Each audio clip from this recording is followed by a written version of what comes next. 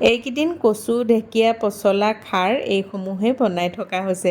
সঁচাকৈ অসমীয়া খাদ্যসমূহ যে স্বাস্থ্যৰ বাবে কিমান উপকাৰী।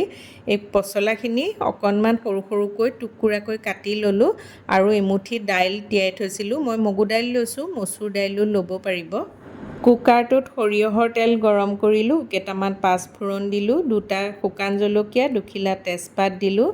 এয়া আদা, নহৰু, পিঁয়াজ অকণমান ৰাফকৈ পিচি লৈছিলোঁ, ৰঙচুৱাকৈ ভাজি দাইলখিনি ইয়াতে দি দিলোঁ, ভাজি থাকিলোঁ অলপ সময়। তাৰ পাছতে দি দিলোঁ পচলাখিনি, আকৌ অলপ সময় ভালদৰে ভাজি লোৱাৰ পাছত নিমখ আৰু হালধি দিলোঁ।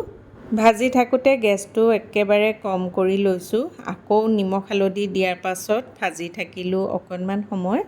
পচলাখিনি কম জুইত ৰঙচুৱাকৈ ভাজি ল'লোঁ। এটা কেঁচা জলকীয়া দিছোঁ, আপোনালোকে নিজৰ পচন্দ মতে দিব। এতিয়া অকণমান পানী দিছোঁ যাতে পচলাখিনি সিজি যায়। কুকাৰৰ ঢাকনখন লগাই দিছোঁ, কম জুইত 2-3টামান হুইছেল লগাই ল'লোঁ।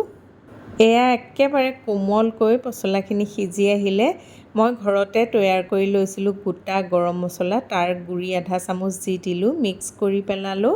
কুকাৰত বনোৱা এই পচলাৰ চব্জিখন খাবলৈ খুবেই সোৱাদ লগা হয় আৰু লগতে যথেষ্ট কোমল হয়। মই এইকেইদিন যিহেতু অসমীয়া খাদ্যসমূহ বনাই আছোঁ, মোৰ ডাঙৰ ছোৱালীজনীলৈ খুবেই মনত পৰিছে। তাই এইবিলাক বিৰাটেই প্ৰিয়, সকলোৱে জানে বনাবলৈ। মই মোৰ পদ্ধতিটো শ্বেয়াৰ কৰিলোঁ। আজিলৈ আহিছোঁ, বাই বাই।